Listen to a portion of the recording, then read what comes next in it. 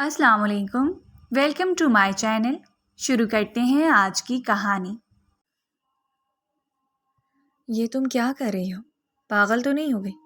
वो गुस्से से लाउंज में दाखिल हुआ, जहाँ पर वो उसका लैपटॉप अपनी गोद में रखकर आराम से बैठी गेम फॉर गर्ल्स खेल रही थी। मुख्तलिफ डॉल्स को ड्रेसअप कर रही थी। रुके, पीछे हट जाए। पहले मुझे इस गुड़िया को कपड़े पहनाने दें। आप इसको वैसे नहीं देख सकते हैं। थोड़ी सी शर्म कर लें। ये सुनकर असफंयार का चेहरा शर्म और गुस्से के मारे लाल हो गया था। उसका बस नहीं चल रहा था कि उस लड़की को उठाकर हवेली से बाहर फेंकवा दे, जो अजाब बनकर उसके सरों पर नाजिल हो गई थी। उसने गुस्से से लैपटॉप बंद कर दिया तो वो मुंह खोले उसको देखने लगी। उसकी आंखें फैल गई थीं। ताया जान तो कहते थे कि आप बहुत ही मैनर्स वाले हैं। आज इसफंयार को यकीन हो गया था कि उस लड़की ने जिंदा नहीं बचना है। इसी वजह से वो जानबूझकर ऐसी बातें कर रही थी जो गुस्सा दिलाने वाली थी। असफर ने हमेशा की तरह अपनी उंगली उठाई और धमकी आमेज अंदाज में कहा, मेरी एक बात कान खोल कर सुन लो। ये कहने की देर थी कि उसने जल्दी से अपने कान असमत की तरफ कर लिया। वो गुस्से से बल खाकर रह गया था। आखिर तुम किस मिट्टी की बनी हुई हो? बहुत ही खूबसूरत मिट्टी की बनी हुई हो, उसने आंखें टिमटिमाते हुए जवाब दिया था। तुम्हें वापस भिजवाना ही पड़ेगा। यहाँ पर रहने की तुम बिल्कुल भी काबिल नहीं हो। अगर आपने मुझे यहाँ से भिजवा दिया तो मैं ताया जान को जाकर बता दूंगी कि आपने नशा किया था। वो बुरी तरह से सिर पिटा गया था। उल्टे कदमों उस लड़की के पास आया और उसके लबों पर हाथ रख दिया। सोच समझ कर बोला करो, अगर किसी ने सुन लिया तो तमाशा हो जाएगा। तुम्हारे मजाक के चक्कर में मैं मजाक नहीं कर रही हूँ। अगर आपको लगता है कि मुझे आपके बारे में पता नहीं है तो यह आपकी गलत फहमी है। मैं आपकी एक एक चीज़ से वाकिफ़ हूँ और आपकी एक एक हरकत के बारे में जानती हूँ। अगर आपने मुझे दोबारा धमकाया तो फिर मुझसे बुरा कोई भी नहीं होगा। मैं नशा नहीं करता हूँ, उसने अटल लहजे में कहा। मगर उस दिन आपने किया था। अपने दोस्त के साथ आप लड़खड़ाए हुए घर के अंदर दाखिल हो रहे थे। आपका दिमाग भी ठीक तरह से काम नहीं कर रहा था। मेरे पास वीडियो भी पड़ी हुई है। कहाँ है वो वीडियो? अब क्या मैं इतनी आसानी से आपको वो वीडियो दिखा दूंगी? जल्दी से ये लैपटॉप मेरे हवाले करें। आज की रात ये लैपटॉप मेरे पास ही रहेगा। यहाँ पर बैठकर मैं ढेर सारी गेम्स खेलूंगी और फिर सुबह वो वीडियो भी डिलीट कर दूंगी और ये लैपटॉप भी आपके हवाले कर दूंगी। क्या तुमने मुझे बेवकूफ़ समझा हुआ है या फिर मेरी शक्ल पर पागल लिखा हुआ है जो मैं तुम जैसी शैतान लड़की की बात पर यकीन करूँगा? चलें ठीक है, मर्जी है आपकी। कल को मुझे मत कहिएगा कि मैंने आपको एडवांस में बताया नहीं। इंग्लिश के 2-3 लोग सीख कर खुद को पता नहीं क्या समझने लगी हैं। कल को उसने अगर पूरी ज़बान सीख ली तो यही खुशी से पागल होकर खुद को यहाँ की प्राइम मिनिस्टर ही न समझने लगे। आप किसी ज़मीना का नाम पुकार रहे थे। अब की बार वो अपनी मुस्कुराहट दबा चुकी थी, जबकि वो भी बुरी तरह से सिरपिटा गया था। 2 दिन पहले उसकी तबीयत खराब हुई थी। वो अपने दोस्त के साथ ही डॉक्टर के पास गया था। डॉक्टर ने उसे हैवी डोज लगा दी थी। यही वजह थी कि उसका दिमाग ठीक तरह से काम नहीं कर रहा था और ना ही वो ठीक तरह से चल पा रहा था। अगर उसको कोई तीसरा शख्स दिखता तो यही समझता कि उसने नशा किया हुआ है। मोहतरमा के पास कहाँ इतना दिमाग था कि उनको हैवी डोज और दूसरी चीज़ थी चीज़ों के बारे में इल्म होता। जब उसने उसे लड़खड़ाते हुए हवेली के अंदर आते हुए देखा तो उसने फ़ौरन से वीडियो बना दी। वो ताया जान की जज्बाती शख्सियत से भी वाकिफ़ थी। ताया जान को अगर कोई इस तरह की खबर दी जाती तो वो फ़ौरन से रिएक्शन कर जाते थे।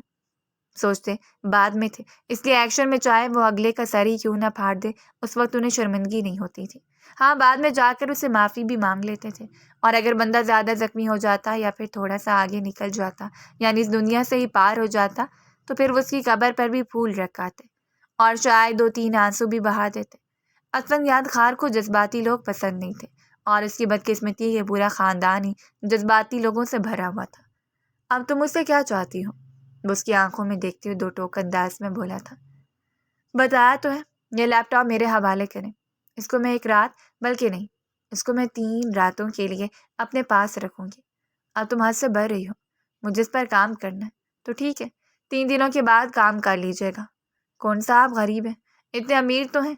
अपने लिए दूसरा लैपटॉप ख़रीद लें या फिर ऐसा करें मुझे एक प्यारा सा लैपटॉप ख़रीद कर दें और कोशिश कीजिएगा कि उसका कलर पिंक हो और उसके ऊपर कोरियन हीरोज़ की तस्वीरें लगी हों। शर्म तो नहीं आती तुम्हें गैर महरमों को ताड़ते हुए? मैं जितनी भी बेशर्म सही, लेकिन नशे में ज़मीन नाम की लड़कियों को याद नहीं करती। अल्हम्दुलिल्लाह। ये कहकर वो वहाँ पर रुकी नहीं थी बल्कि भागती हुई अपने कमरे में चली गई थी। اس لڑکی کو اب یہاں سے نکلوانا ہی پڑے گا۔ جب سے وہ حویلی میں آئے تھے تب سے اس کے دن رات کا سکون غارت ہو گیا تھا۔ نہ تو وہ کسی کی باتوں کو خاطر میں لاتی تھی اور نہ ہی کسی سے ڈرتی تھی۔ کسی کو اہمیت دینا تو اس نے سیکھا ہی نہیں تھا۔ دادی جان اور تایا جان کی اسے فل سپورٹ حاصل تھی۔ اسفند یار کی امی جان کا اس کے بچپن میں انتقال ہو گیا تھا۔ اس کے بابا نے اس کی پرورش کی تھی۔ وہ 3 بھائی تھے، ان کی ایک بہن تھی جو سب سے بڑی تھی، شادی شدہ تھی اور امریکہ میں ہوتی تھی۔ کیوں شرارتیں کرتی ہو؟ اسفند یار کو شرارتیں کرنے والی لڑکیاں پسند نہیں ہیں۔ مجھے ان کی پسند اور ناپسند سے کیا مطلب؟ اسے ناک سے مکھی اڑائی تھی۔ اس وقت وہ اسفند کی بڑی بہن عریشہ سے باتیں کر رہی تھی۔ دیکھو نازنین، میری جان، لڑکیوں کو میچور ہونا چاہیے۔ سلجھی ہوئی لڑکیاں اچھی لگتی ہیں۔ میں 19 سال کی عمر میں ICU کا پیشنٹ نہیں بننا چاہتی ہوں۔ یہی تو میرے ہنسنے کھیلنے کے دن ہیں، اور اگر یہ دن بھی میں سنجیدہ ہو کر گزار دوں گی تو میری شکل بھی اسفند یار جیسی ہو جائے گی۔ اس نے برا سا منہ بناتے ہوئے کہا۔ لاؤنج کے اندر داخل ہوتے ہوئے اسفند نے جب اس کی باتیں سنی تو وہ اپنی مٹھی بھینج کر رہ گیا تھا۔ یعنی اس لڑکی نے جہاں پر بھی بات کرنی تھی اس کے خلاف ہی کرنی تھی۔ وہ چھوٹے چھوٹے قدم اٹھاتا اس کے پیچھے جا کر کھڑا ہو گیا تھا۔ وہ اس وقت آڈیو کال پر بات کر رہی تھی۔ صوفے کے ساتھ ٹیک لگا کر بیٹھی ہوئی تھی۔ قریب ہی اسفند کا لیپ ٹاپ پر تھا جس کو اس نے دھمکی سے اپنے قبضے میں لیا تھا۔ اس پر کل پوری رات ہی وہ سیزن دیکھتی رہی تھی۔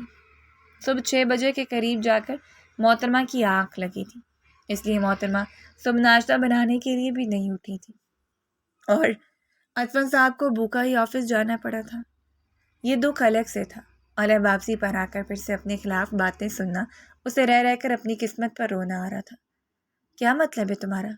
کیا ہوا ہے میرے بھائی کی شکل کو؟ اتنا پیارا تو ہے۔ اس دنیا میں سب سے ہینڈسم میرا بھائی ہی ہے۔ خاندان کی سب لڑکیاں اس پر مرتی ہیں۔ اپنی تعریفیں سن کر اس کا سینہ چوڑا ہو گیا تھا۔ اس نے فوراً ہی اپنے کالر کھڑے کر دیے تھے۔ میرا منہ مت کھلوائیے گا، جو بھی کہتے ہیں خڑوس ہی کہتا ہے۔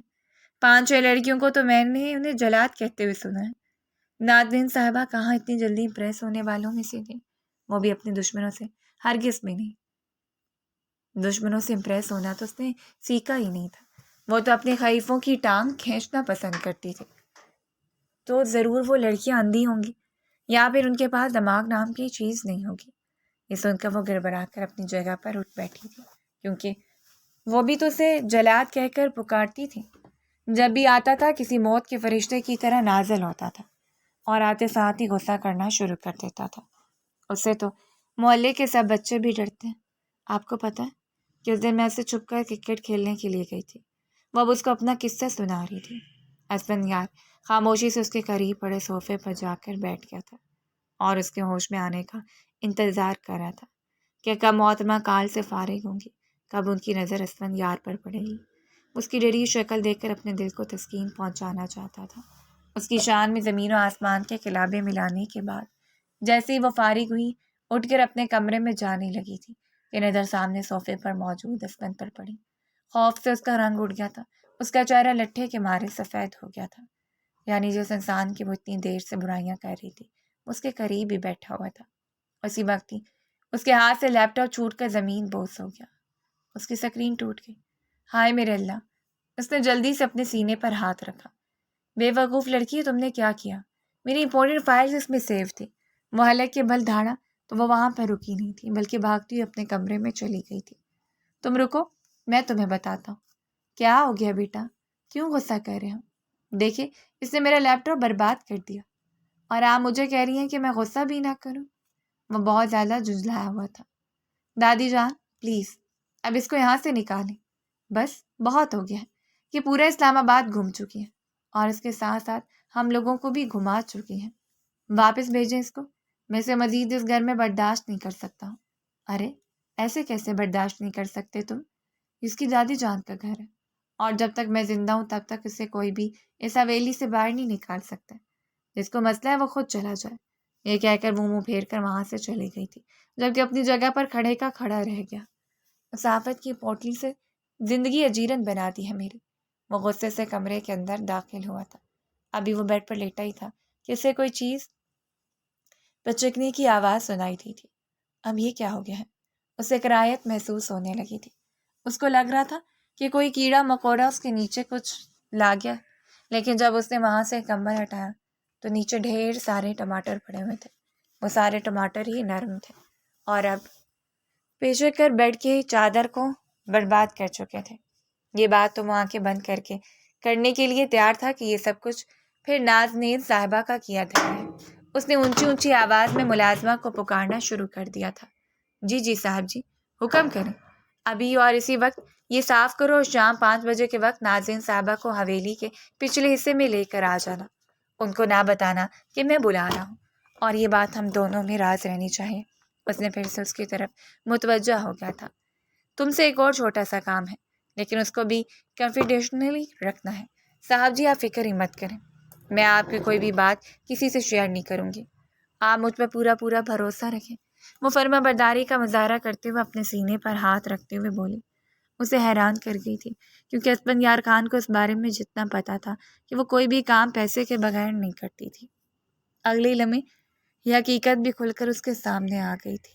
مگر صاحب جی آپ تو جانتے ہیں کہ آج کل کچھ بھی فری میں نہیں ہے۔ وہ آنکھیں دائیں بائیں گھماتی ہوئی بولی تھی۔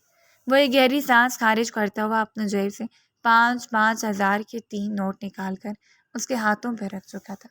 اب اس کے بعد مجھے امید ہے کہ تم اگلے 3 دنوں تک میرا کہا مانو گی۔ جی صاحب جی، اب آپ دیکھیں کہ میں کرتی کیا ہوں۔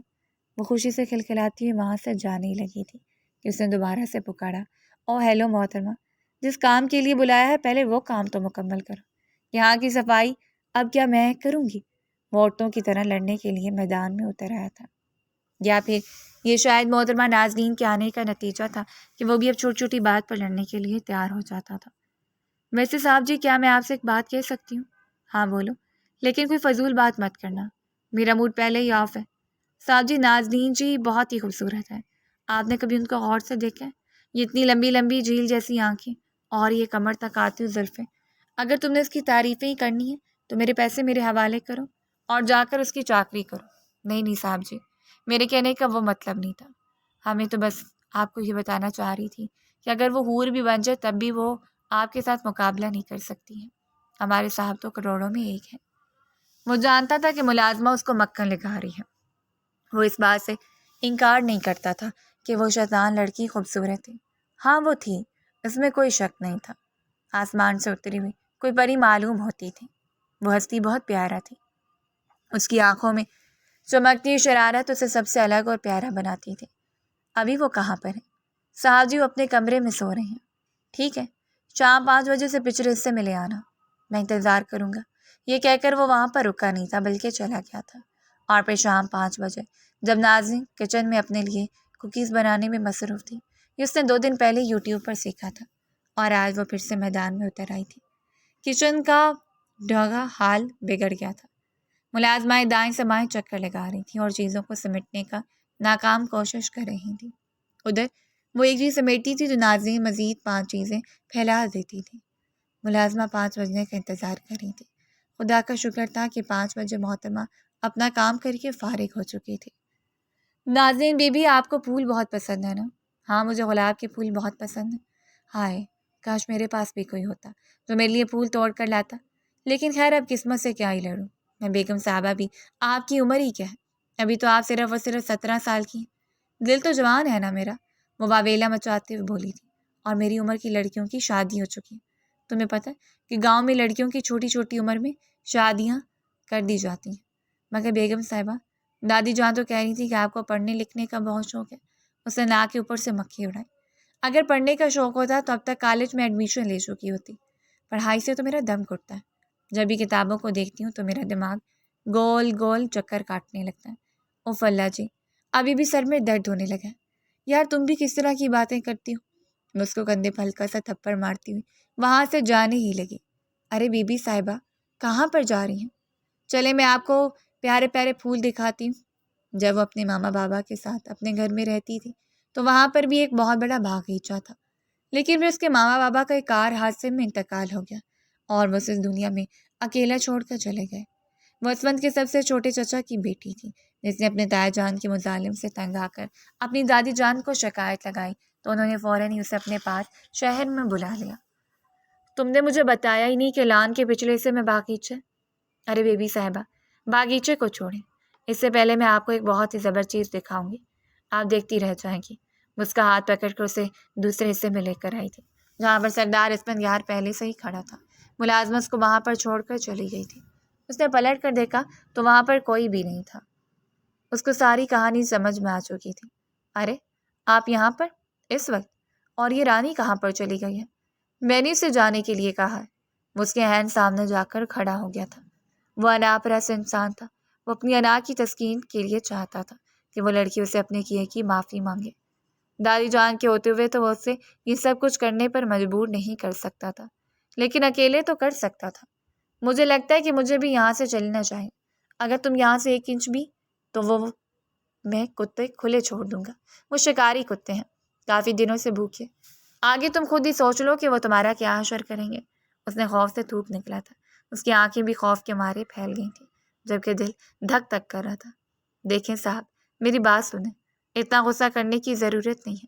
ہم مل بیٹھ کر آرام سے بھی معاملات سیٹل کر سکتے ہیں۔ اس نے اپنے لبوں پر دوستانہ مسکراہٹ سجاتے ہوئے کہا تھا، تو اس کو گھور کر رہ گیا تھا۔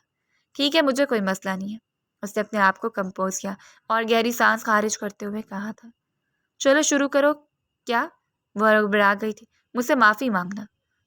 اپنی ایک غلطی کو یاد کرو اور مجھ سے معافی مانگو۔ میرے قدموں میں گر کر آپ نے مجھے پاگل سمجھا ہوا ہے۔ میں ایسا کبھی بھی نہیں کروں گی۔ وہ تیزی سے 2 قدم پیچھے کی طرف ہٹی تھی۔ ٹھیک ہے، قدموں میں نہ گرو، ہاتھ جوڑ کر معافی مانگ لو۔ مجھے کوئی مسئلہ نہیں ہے۔ تمہارے لیے ایک ڈسکاؤنٹ آفر آ گئی ہے۔ میں آپ سے معافی کیوں مانگوں جب میں نے کچھ کیا ہی نہیں ہے؟ سب سے پہلے تو تم نے میری زندگی کو عذاب بنایا۔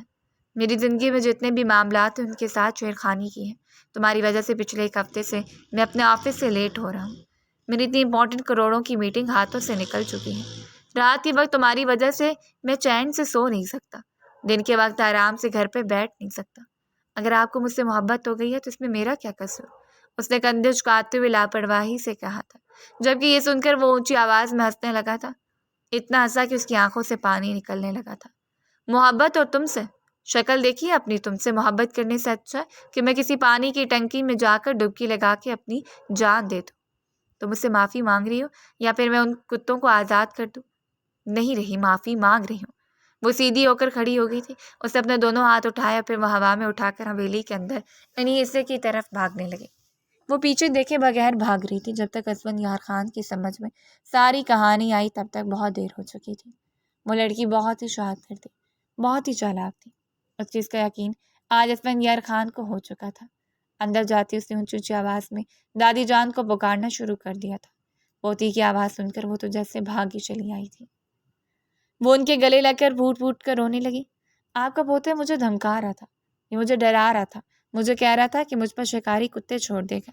دادی جان، میں بڑی مشکل سے اس کے پاس سے بھاگ کر آئی ہوں۔ مجھے بہت ڈر لگ رہا ہے۔ دادی جان، اس نے اوور ایکٹنگ کی حد کر دی تھی۔ دادی جان نے اوور کیئرنگ کی حد کر دی۔ وہ پیار سے اس کے بالوں میں ہاتھ پھیر رہی تھی اور کبھی اس کے چہرے کو تھپک رہی تھی۔ ارے ایسے کیسے؟ وہ تمہیں شکاری کتوں کے سامنے پھینک دے گا۔ تم لاوارث تھوڑی ہو۔ میرے ہوتے ہوئے کوئی تمہیں ہاتھ بھی نہیں لگا سکتا۔ اور کہاں ہے وہ نالائق؟ اس کو بلاؤ، میں ابھی اس سے پوچھتی ہوں وہ آخر خود کو سمجھتا کیا ہے۔ اندر سے آنے والی شور کی آوازیں سن کر اسفند نے بے ساختہ اپنے سر کو جھٹکا تھا۔ وہ فی الحال تو اندر جانے کا رسک نہیں لے سکتا تھا، کیونکہ اندر دونوں ہی ڈرامہ کوئنز تھے اور وہ جانتا تھا کہ دونوں مل کر پھر سے اس کو روسٹ کریں گے۔ اس وقت اسے اپنے دماغ کو تھوڑا سا سکون پہنچانا تھا۔ اسے اپنے دوست کے گھر جانے کا فیصلہ کیا تھا۔ وہ اسے مشورہ بھی لینا چاہتا تھا، کیونکہ اب پانی سر کے اوپر سے گزر چکا تھا۔ بہت سے معاملات اس کے ہاتھوں سے نکل چکے تھے۔ اس نے اپنی دوست کو ساری بات بتائی تو وہ کھل کر ہنسنے لگا۔ یار مجھے کہہ دے کہ تم مذاق کر رہے ہو۔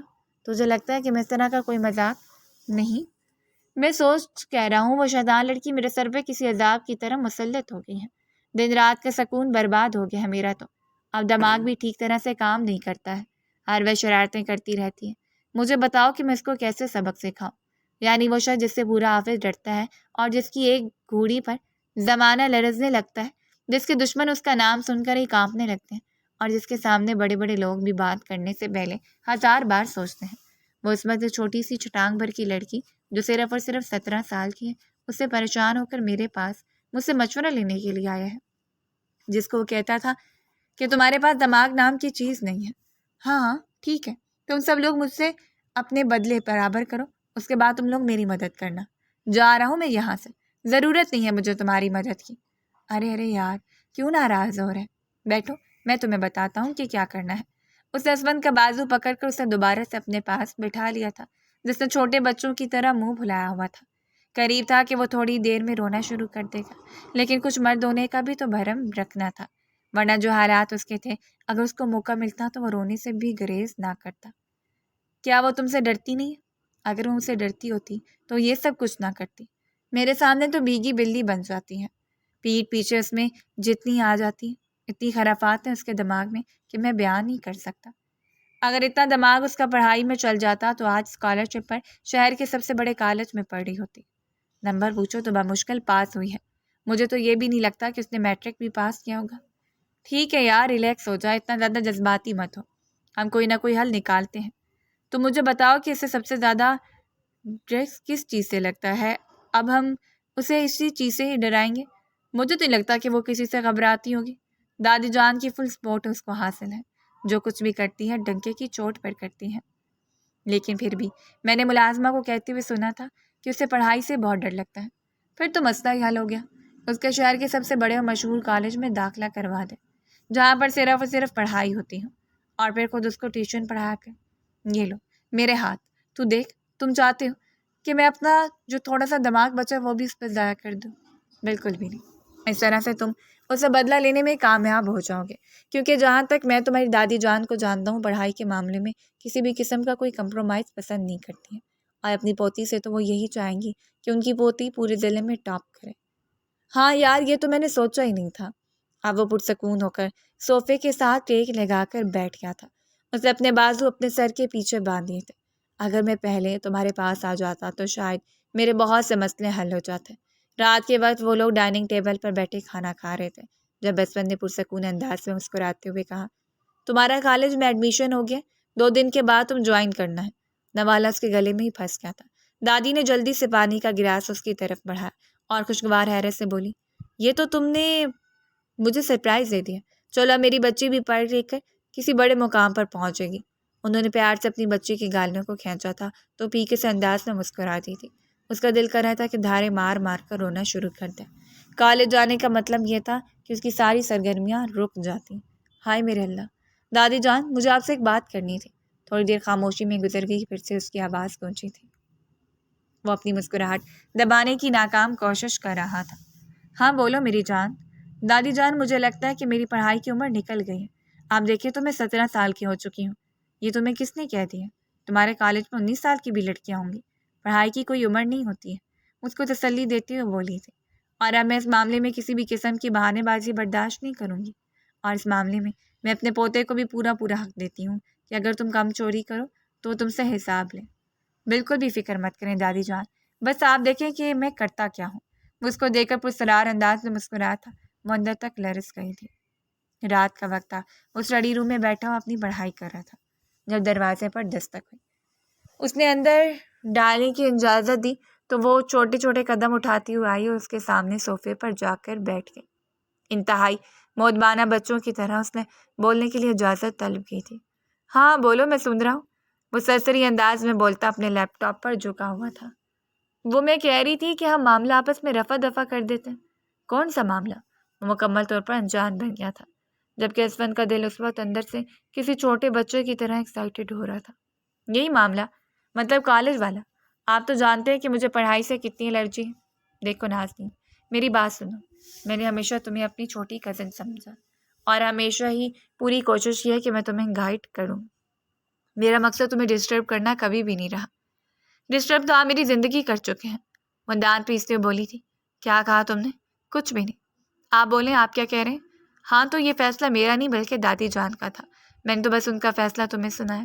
جیسے میں تو بے وقوف، ان دادی جان کو اس بارے میں پتہ نہیں تھا، کہ ان کو پتہ ہوتا تو سب سے پہلے مجھے ہی بتاتی۔ وہ ایک بار پھر سے دانت پیستے ہوئے دبے دبے لہجے میں بولی تھی۔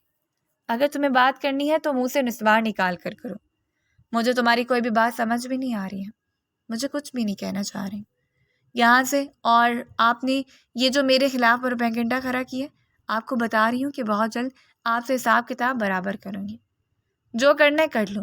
وہ ہاتھ ہوا میں ہلاتے ہوئے سے وہاں سے جانے کا اشارہ کرنے لگا تھا۔ وہ پاؤں پٹکتی ہوئی نکل گئی تھی۔ نازنین، اب تمہیں بہت ہی سوچ سمجھ کر قدم اٹھانا ہوگا، کیونکہ اب بات مذاکرات سے بہت آگے نکل چکی ہے۔ بہت جلے پیار کی بلی بنی پورے کمرے میں چکر کاٹ رہی تھی۔ اگلے ہی لمحے اس نے زرمینہ کو کال ملائی تھی، جو کہ اسفند کی بڑی بہن تھی۔ اسے روتے ہوئے ساری کہانی زرمینہ کو سنا دی۔ ہاں تو میری جان، اس میں پریشان ہونے والی کون سی بات ہے؟ کون سا ہم تمہیں کہہ رہے ہیں کالج میں جا کر ٹاپ کرو، اتنا پڑھ لینا کہ پاس ہو جاؤ، باقی وہاں پہ انجوائے کرنا، کیونکہ جس کالج میں تمہارا ایڈمیشن ہو رہا ہے وہ شہر کا سب سے بڑا کالج ہے۔ وہاں پر ڈھیر ساری سہولیات موجود ہیں، لڑکے لڑکیوں کو ایجوکیشن میں بے جا کی دوستیاں کرنا اور اپنے انجوائے کو فلی طریقے سے انجوائے کرنا۔ ایک بات جو نازیہ نے شدت سے نوٹ کی تھی وہ یہ تھی کہ زرمینہ اسفندیار خان اور باقی بھائیوں سے بالکل مختلف تھی۔ صرف اسفند ہی تھا جو یہاں پر بزنس کر رہا تھا، جبکہ اس کے باقی بھائی ملک سے باہر ہوتے تھے۔ ایک ڈاکٹر تھا اور دوسرا سائیکالوجسٹ تھا، صرف یہی تھا جو بزنس کر رہا تھا۔ یہ بھی کوئی معمولی بزنس میں نہیں تھا، بلکہ اس کا شمار شہر کے سب سے بڑے بزنس مین میں ہوتا تھا۔ اسفند صاحب، اگر تو آپ کو یہ لگتا ہے کہ آپ اس طرح سے مجھے کنٹرول کرنے میں کامیاب ہو جائیں گے تو یہ آپ کی غلط فہمی ہے، ایسا کبھی بھی نہیں ہوگا۔ اسفند کو لگ رہا تھا کہ وہ جیت چکا ہے، لیکن اس کی یہ جیت اس وقت ہار میں تبدیل ہوئی تھی جب دادی جان نے اس کے سر پر ایک اور بم پھوڑا تھا۔ یہ آپ کیا کہہ رہی ہیں؟ میں کیسے اسے شادی کر سکتا ہوں؟ دادی جان، جیسے سب شادی کرتے ہیں ویسے ہی شادی ہوگی۔ آپ دیکھیں، ہم دونوں میں زمین آسمان کا فرق ہے۔ اچھا، مجھے بھی تو بتاؤ کیسا فرق ہے؟ سب سے پہلے تو مجھ سے 8 سال چھوٹی ہیں، وہ حد سے زیادہ بے وقوف لڑکی ہے، کم عقل ہے، تنگ ذہن کی مالک ہے۔ اس کو تو ٹھیک طرح سے پڑھنا لکھنا بھی نہیں آتا، بولنے کی تمیز ہی نہیں ہے۔ اسے صرف حسن ہی کچھ نہیں ہوتا، زندگی گزارنے کے لیے انسان کے پاس تھوڑی سی عقل بھی ہونی چاہیے۔ میں نہیں چاہتا کہ اس کی وجہ سے میرا ساری دنیا کے سامنے مذاق بنے۔ بس بہت ہو گیا۔ اب اگر تم نے میری پوتی کے بارے میں ایک لفظ بھی کہا تو میں بھول جاؤں گی کہ میرا تمہارے ساتھ کسی قسم کا کوئی تعلق ہے، بلکہ میں تمہارے ساتھ اپنا ہر طرح کا رشتہ بھی ختم کر دوں گی۔ تمہاری منگنی اس کے ساتھ بچپن میں ہی ہو گئی تھی، اور اب ہر حال میں تمہیں اس سے نکاح کرنا ہوگا، اور اگر میں نے ایسا نہ کیا تو تم میرا مرا ہوا منہ بھی نہیں دیکھ پاؤ گے۔ میں بھول جاؤں گی کہ قسمت نام کا میرا کوئی پوتا موجود ہے۔ آپ مجھے ایموشنل بلیک میل نہیں کر سکتے۔ قسمت اس کے ساتھ اتنا بڑا مذاق کرے گی، اس نے کبھی وہم و گمان میں بھی نہیں سوچا تھا۔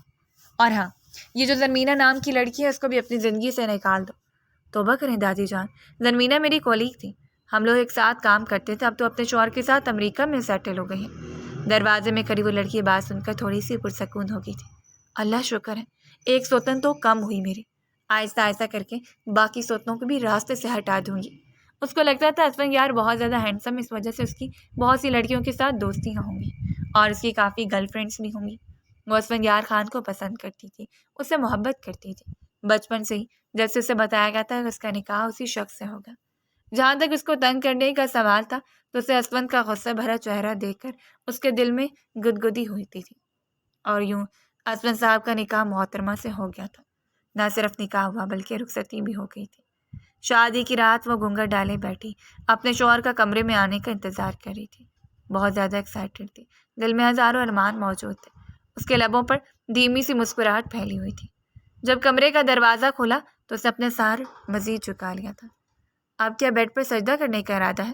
اس کی حالت دیکھ کر طنز کیے بغیر نہ رہ سکا تھا۔ وہ تھوڑی سی شرمندہ ہو گئی، جلدی سے سیدھی ہو کر بیٹھ گئی تھی۔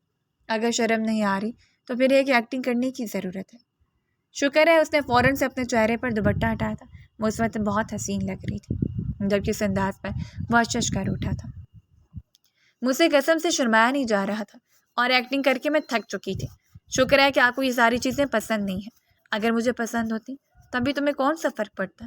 وہ اپنا سر جھٹکتے ہوئے بولا تھا۔ یہ کیا اٹھایا ہوا آپ نے؟ اس کے ہاتھوں میں ڈھیر ساری کتابیں دیکھ کر بکلا گئی تھی۔ جب وہ لوگ سہاگ رات میں بھی پڑھنے والے تھے۔ یہ خیال آتی اس کی روح فنا ہو گئی تھی۔ کل تمہارا بہت ہی امپورٹنٹ فزکس کا ٹیسٹ ہے۔ تمہاری میڈم نے مجھے خاص طور پر کال کر کے سمجھایا تھا کہ اس بار تمہیں پوری تیاری کرواؤں۔ پچھلی بار بھی تم فیل ہو گئی تھی۔ سر کلاس میں صرف تم ہی تھی جس نے ٹیسٹ پاس نہیں کیا تھا۔ نالائکی کی انتہا ہوتی ہے۔ یہ کہہ کر وہ اس کے سامنے ہی بیٹھ گیا تھا۔ چلو جلدی سے چینج کر کے آؤ۔ کیا میری تعریف نہیں کریں گے؟ وہ اس کو گھورنے لگا تو اس سے پٹا کے، جی مجھے اندازہ ہے، شادی جن حالات میں ہوئی ہے، چلے کوئی بات نہیں، میں آپ کو تھوڑا سا وقت دے رہی ہوں، آپ سنبھل جائیں۔ یہ کیا چیز ہے؟ وہ واش روم میں گھسیٹی تو اس کی پشت کو گھوٹتے ہوئے سوچ کر رہ گیا تھا۔ وہ جان بوجھ کر اس کو تنگ کر رہا تھا۔ جتنا تنگ اس لڑکی نے اسے کیا تھا اس کا بھی پورا پورا حق بنتا تھا کہ وہ بدلہ لے۔ محترمہ، سہاگ راتوں میں اس وقت مناؤں گا جب آپ پورے 18 کے ہو جائیں گے۔ فی الحال میں آپ پہ ظلم نہیں کرنا چاہتا ہوں، فی الحال صرف اور صرف آپ کو تنگ کروں گا۔ وہ دل فریب انداز میں مسکرا رہا تھا۔ وہ اس لڑکی سے نفرت نہیں کرتا تھا، ہاں وہ اسے پسند کرتا تھا، اس سے محبت بھی کرتا تھا، مگر وہ ظاہر نہیں کرتا تھا۔ شاید اس کی عادت نہیں تھی، وہ اتنا زیادہ ایکسپریسو نہیں تھا۔ جب وہ واپس آئی تو اس کا چہرہ دھلا ہوا تھا۔ ضائع ہو گئے میرے 50,000۔ 50 نہیں، 2 لاکھ تھے۔ اس نے اس کے علم میں اضافہ کیا۔ خیر یہ سب کچھ میں نے آپ کے لیے کیا تھا، اگر آپ میری تھوڑی سی تعریف کر دیتے تو یہ پیسے ضائع نہ ہوتے۔ وہ آنکھیں چھوٹی چھوٹی کر کے اس کو گھورتے ہوئے بولی تھی۔ اسے ابھی بھی اس چیز کا غم تھا کہ اس انسان نے اس کی تعریف نہیں کی تھی، ورنہ شادی حال میں جو بھی اسے دیکھ رہا تھا ماشاء اللہ بول رہا تھا۔ وہ خود کو ہواؤں میں اٹھتا ہوا محسوس کر رہی تھی۔ چلو یہ نومیریکلس کرنا شروع کرو، مجھے بہت نیند آ رہی ہے، میرا سر بھی چکرا رہا ہے، پورا دن اسٹیج پر بیٹھنے کی وجہ سے میری کمر میں بھی درد ہو رہا ہے۔ یہاں پر آ کر نومیریکل کرو، کل ہمارا ولیمہ نہیں ہے، میں نے ولیمہ تمہارے پیپرز کے بعد رکھوایا۔ کوئی انسان اس قدر ظالم کیسے ہو سکتا ہے؟ وہ سوچ کر رہ گئی تھی اور پھر وہ اس کے ساتھ ہی بیڈ پر بیٹھ گئی اور نومیریکل کرنے لگی۔ 5 منٹ ہی گزرے تھے کہ اسفندیار خان کو اپنے کندھے پر بوجھ محسوس ہوا۔ اسے نگاہیں پھیر کر دیکھا تو اس کے کندھے پہ حصہ رکھ کر ہوشیاری نیند سو چکی تھی۔ اس کے چھوٹے چھوٹے خراٹوں کی آواز پورے کمرے میں گھس رہی تھی۔ ایک لمحے کے لیے اس کے دل میں آیا کہ اس کو سر کو جھٹکا دے تاکہ دوبارہ سے اٹھ بیٹھے، لیکن پھر اسے اس پر ترس کھاتے ہوئے اسفند نے اسے اپنی بازو میں اٹھایا اور انتہائی احتیاط سے اپنے بیڈ پر لٹایا۔ اس پر کمبل ٹھیک کرنے کے بعد وہ کتابیں اٹھا کر سائڈ پر رکھ کر خود کمرے سے باہر نکل گیا تھا۔ جیسے وہ باہر گیا اس نے جھٹ سے آنکھیں کھول دی تھیں اور بیڈ پر چلنا شروع کر دیا تھا۔ اس کی خوشی کی انتہا اس وقت اینڈ ہوئی تھی جب اسفند کی آواز پر وہ ہوش کی دنیا میں آئی تھی۔ میں اسٹڈی روم میں تمہارا انتظار کر رہا ہوں، 2 منٹ کے اندر اندر وہاں پر آؤ، ورنہ اس کھڑکی سے تمہیں باہر دھکا دے دوں گا۔ یعنی وہ لڑکی سے بیوقوف بنا رہی تھی۔ ہائے میرے اللہ، میں پھنس گئی، ایک تو میری قسمت بھی خراب ہے، کھل کر اپنی خوشی بھی نہیں منا سکتی ہوں۔ وہ پاؤں پٹکتی ہوئی پھر سے کمرے سے باہر نکل گئی تھی اور پرنسپل جس نے ارادہ کیا تھا وہ صرف اسے تھوڑی دیر کے لیے پڑھائے گا، وہ اسے رات 5 گھنٹوں تک پڑھاتا رہ گیا۔ وہ گرتی پڑتی دوبارہ کمرے میں آئی اور پھر بیڈ پر گرتے اس بار وہ اصل نیند میں سوئی تھی، کیونکہ اس بار اس کی حالت ٹائٹ ہو چکی تھی۔ وہ بھی صوفے پر جا کر لیٹ گیا تھا کیونکہ اس لڑکی کو ڈسٹرب نہیں کرنا چاہتا تھا۔ تھوڑی دیر میں وہ بھی پرسکون نیند سو چکا تھا۔ وہ ابھی بھی ویسی شرارتیں کرتی تھی۔ اسفند کو سمجھ نہیں آ رہا تھا اس کا دماغ کیسے ٹھکانے لگا ہے۔ وہ اسے ڈانٹ کر اس میں کوئی فائدہ نہیں ہوتا تھا۔ کچھ دنوں کی تفتیش کے بعد اسفندیار کو احساس ہوا کہ محترمہ میں جیلسی کا عنصر بہت زیادہ ہے۔ محترمہ ذرا سی بات پر بہت زیادہ جیلس ہوتی ہے۔ وہ اپنے شوہر کے ساتھ کسی عورت کا نام برداشت نہیں کرتی، اگر غلطی سے وہ نام لے تو اس کا منہ پھل جاتا ہے، چہرہ فوراً ہی لال ہو جاتا ہے۔ غصے سے پاؤں پٹکتی ہوئی کمرے سے باہر نکل جاتی ہے۔ اب اسی چیز کو ہی اس کے خلاف استعمال کرنے والا تھا۔ اس رات وہ اسے جان بوجھ کر اپنی ایک بزنس پارٹی میں لے کر گیا تھا۔ اس کی لڑکیوں اس کے ساتھ دوستی نہیں تھی اور نہ ہی وہ کسی کو فضول میں منہ لگاتا تھا، نہ ہی کسی کے ساتھ فری ہوتا تھا۔ اس کے پورے بزنس کیریئر میں اس نے کبھی کسی عورت کے ساتھ فالتو بات نہیں کی تھی۔ وہ اپنے کام سے کام رکھتا تھا اور اپنے معاملات میں دلچسپی لیتا تھا، مگر اس رات اس نے جان بوجھ کر 2-3 بزنس وومن سے کھڑے ہو کر بات کی تھی۔ وہ ہنس ہنس کر باتیں کر رہا تھا جبکہ وہ تھوڑی فاصلے پر کھڑی غصے سے پاؤں پٹک کر رہ گئی تھی۔ وہاں پر موجود زیادہ تر لوگ انگلش میں بات کر رہے تھے جو کہ اس کے سر کے اوپر سے گزر رہی تھی۔ زندگی میں پہلی بار سے شدت سے احساس کمتری ہوا تھا۔ جب وہ حویلی واپس آئی تو اسے بات کیے بغیر ہی سونے کے لیے لیٹ گئی تھی۔ اب اسے اپنی زندگی پر فوکس کرنا شروع کر دیا تھا۔ دن رات بیٹھ کر خود کو امپروو کرنے کے طریقے ڈھونڈتی رہتی تھی، اور صرف ڈھونڈتی نہیں تھی بلکہ ان پر عمل بھی کرتی تھی۔ 1 مہینے کے اندر اندر اس نے اپنی انگلش کافی حد تک امپروو کر لی تھی۔ وہ اپنی ڈائٹ کا بھی خیال رکھنے لگی تھی۔ ان بزنس وومین کی طرح اسے بھی سمارٹ دکھنا تھا۔ وہ موٹی اور بدھی نہیں دکھنا چاہتی تھی۔ وہ اب اپنے شوہر کی پسندیدہ بننا چاہتی تھی۔ جیسی عورتیں اس کے شوہر کو پسند تھیں وہ ویسا بننا چاہتی تھی۔ ہاں لیکن شرارتوں میں ابھی تک کمی واقع نہیں ہوئی تھی۔ اکثر اس کو تنگ کرتی رہتی تھی، مگر اسفند کو اس کی شرارتوں سے مسئلہ بھی نہیں تھا۔ وہ بس یہ چاہتا تھا کہ لڑکی اپنی زندگی کو لے کر سیریس ہو جائے، وہ اپنی ذات کے ساتھ کسی قسم کا کوئی ظلم مت کرے۔ اسفند نے اس کو سختی سے منع کیا تھا کہ کالج جا کر باہر کا کھانا مت کھانا، ورنہ تمہاری طبیعت پھر سے خراب ہو جائے گی۔ کچھ دن پہلے بہت زیادہ بیمار ہو گئی تھی۔ بیڈ سے اٹھنا اس کے لیے مشکل ہو گیا تھا۔ تب ڈاکٹر نے اسے تیکھی اور باہر کی چیزیں کھانے سے منع کیا تھا۔ اب جب وہ دوبارہ کالج جانے لگی تو اس کے شوہر نے بھی اس کو یہی ہدایت کی تھی، مگر وہ کہاں باز آنے والوں میں سے تھی۔ پھر جیسی بریک کا وقت ہوا تو اسے چاٹ والے انکل نظر آ گئے۔ وہ فوراً بھاگتے ہوئے اس کے پاس گئی۔ انکل، 1 پلیٹ چاٹ بنا دیجیے گا، میٹھی چٹنی مت ڈالیے گا اور مسالے زیادہ۔ مسالے کا نام لیتے اس کے ذہن میں اسفند یار خان کا چہرہ گھوما تھا۔ اسے کون سا پتہ چلے گا؟ یہ کہہ کر وہ ایک بار پھر سے چٹپٹا چاٹ کھانے میں مصروف ہو گئی تھی، لیکن جب وہ گھر واپس آئی تو اس کی طبیعت پھر سے خراب ہونے لگی۔ اسے الٹیاں ہو رہی تھیں، لیکن اب الٹیاں رکنے کا نام نہیں لے رہی تھیں۔ اسے شیشے میں اپنا چہرہ دیکھا اور پھر پرجوش انداز میں مسکراتی ہوئی، میں ماں بننے والی ہوں، او مائی گاڈ، میں ایک بچہ اس دنیا میں آنے والا ہے۔ اس نے بے وقوفی کی انتہا کر دی تھی، مگر ابھی تو کچھ ہوا ہی نہیں۔ کیا پتہ ہے کہ سوتے ہوئے بے وقوفی اور کم عقلی اس پر آ کر ختم ہو گئی تھی۔ اس نے کچھ بھی سوچے سمجھے بغیر دادی جان کو بھی یہ خوشخبری دے دی۔ دادی جان نے بڑی مشکل سے اپنی مسکراہٹ دبائی تھی۔ کسی حد تک انہیں بھی اندازہ تھا۔ شام کو جب اسفند گھر واپس آئے تو انہوں نے اسے یہی سوال کیا، اور تم بابا بننے والے ہو؟ اور تم نے مجھے بتایا بھی نہیں، کیا کہا آپ نے؟ وربرا کر اپنی جگہ پر اٹھ بیٹھا۔ ارے میں کہہ رہی ہوں کہ تم بابا بننے والے ہو اور تم نے مجھے بتانا ہی مناسب نہیں سمجھا۔ یہ آپ کیا کہہ رہی ہیں؟ شادی کو بھی جمعہ 8 دن نہیں ہوئے، میں اسی وجہ سے آپ کو کہہ رہا تھا کہ اس بے وقوف لڑکی سے میری شادی نہ کروائیں۔ اس کا دماغ تو میں ابھی ٹھکانے لگاتا ہوں۔ وہ تیزی سے بھاگتا ہوا کمرے میں گیا تھا۔ وہ خود بھی بہت زیادہ شرمندہ تھی، کیونکہ ڈاکٹر نے اسے کہا تھا کہ یہ سب کچھ بدعزمی کی وجہ سے ہوا تھا۔ ہائے میرے اللہ! جیسی وہ کمرے میں داخل ہو گئی اس نے دروازے کو بند کرنے کی کوشش کی۔ دروازہ کھولو بھی، اور اسی وقت دروازہ کھولو، میں تمہیں بتاتا ہوں کہ ماں کیسے بنا جاتا ہے۔ وہ دانت پیستے ہوئے بولا تھا اور مزید گھبرا گئی تھی۔ دیکھیں، مجھ سے غلطی ہو گئی ہے، معاف کر دیں، دوبارہ آپ کو شکایت کا موقع نہیں دوں گی۔ مجھے تو دادی جان نے کہا تھا کہ اگر الٹیاں ہوں تو الٹیوں کے علاوہ بھی کچھ ہونا ضروری ہے، اور تم اتنی کم عقل، اتنی بے وقوف نہیں ہو کہ تمہیں اس چیز کے بارے میں پتہ نہیں ہوگا۔ اگر تو تمہیں بالکل بھی آئیڈیا نہیں ہے تو پھر ٹھیک ہے، میں تمہیں آئیڈیا دیتا ہوں۔ اس نے دروازہ زور سے کھولا تو زمین پر گر گئی تھی۔ اس کا سر زمین پر ٹکرا گیا تھا۔ ہائے میں مر گئی، اس نے واویلا مچاتے ہوئے کہا تو وہ بے چینی سے اس کے سر کو سہلانے لگا۔ زیادہ تو نہیں لگی؟ وہ دونوں اس وقت ایک دوسرے کے بے حد قریب موجود تھے۔ جب دونوں کے احساس ہوا پیچھے ہٹ گئی، مگر اسفند اپنی جگہ پر بیٹھا رہا۔ وہ حیران تھی کیونکہ اسفند کو تو دھتکار نہیں رہا تھا۔ میں تم سے نفرت نہیں کرتا ہوں نازنین۔ یہ الفاظ سن کر اس لڑکی کے دل کو سکون ملا تھا۔ 2 دن پہلے اپنی سہیلی سے فون پر بات کری تھی کہ مجھے لگتا ہے میرا شوہر مجھ سے نفرت کرتا ہے۔ تب اسفند نے اس کی باتیں سن لی تھی اور وہ اس کو کلیئر کرنا چاہتا تھا۔ اور جہاں تک تم سے دور ہونے کا سوال ہے تو میں تمہیں تھوڑا سا وقت دے رہا ہوں اس رشتے کو ذہنی طور پر قبول کرنے کے لیے۔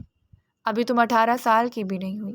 جب تم 18 سال کی ہوگی، بات کرتے کرتے وہ چپ ہو گیا تھا، کیونکہ نازنین کا چہرہ شرم کے مارے لال انگارہ بن چکا تھا۔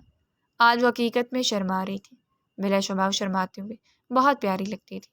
اگلی لمحے اسفند نے اس کے ماتھے پر بوسہ دیا اور اسے ہمیشہ کی طرح نصیحت کرتا ہوا وہاں سے چلا گیا۔ اب ان دونوں میں بہت سی چیزیں کلیئر ہو چکی تھیں۔